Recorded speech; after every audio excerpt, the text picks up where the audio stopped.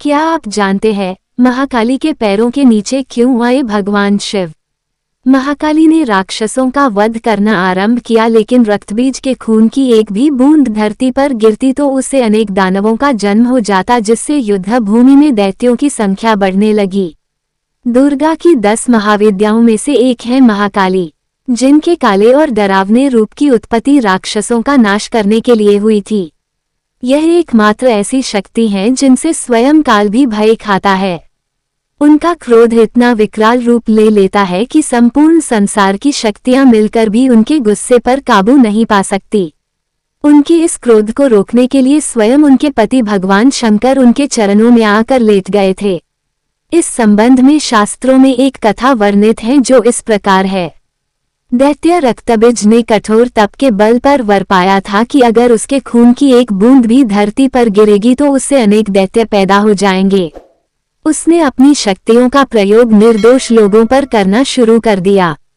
धीरे धीरे उसने अपना आतंक तीनों लोकों पर मचा दिया। देवताओं ने उसे युद्ध के लिए ललकारा। भयंकर युद्ध का आगाज हुआ। देवता अपनी पूरी शक्ति लगाकर रक्तबीज का नाश करने को तत्पर थे, मगर जैसे ही उसके शरीर की एक भी बूंद खून धरती पर गिरती, उस एक बूंद से अनेक रक्तबीज पैदा हो जाते। सभी देवता मिलकर महाकाली की शरण में गए। मां काली असल में सुंदरी रूप भगवती दुर्गा का काला और डरावना रूप है, जिनकी उत्पत्ति राक्षसों को मारने के लिए ही हुई थी। महाकाली ने देवताओं की रक्षा के लिए विकराल रूप धारण कर युद्ध भूमि में प्रवेश किया। मां काली की प्रतिमा देखे तो देखा जा सकता है कि वो विकराल मां है, जिसके हाथ में खप्पर है, लहू टपकता है तो गले में खोपड़ियों की माला है, मगर मां की आंखें और हृदय से अपने भक्तों के लिए प्रेम की गंगा बहती है। महाकाली ने राक्षसों का वध करना आरंभ किया, लेकिन रक्तबीज के खून की एक भी बूंद धरती पर गिरती तो उससे अनेक दानवों का जन्म हो जाता, जिससे युद्ध भूमि में दैत्यों की संख्या बढ़ने लगी। तब मां ने अपनी जिह्वा का विस्तार किया। दानवों का एक बूंद खून धरती पर गिरने की बजाय उनकी जिह्वा पर गिरने लगा। वो लाशों के ढेर लगाती गई और उनका खून पीने लगी।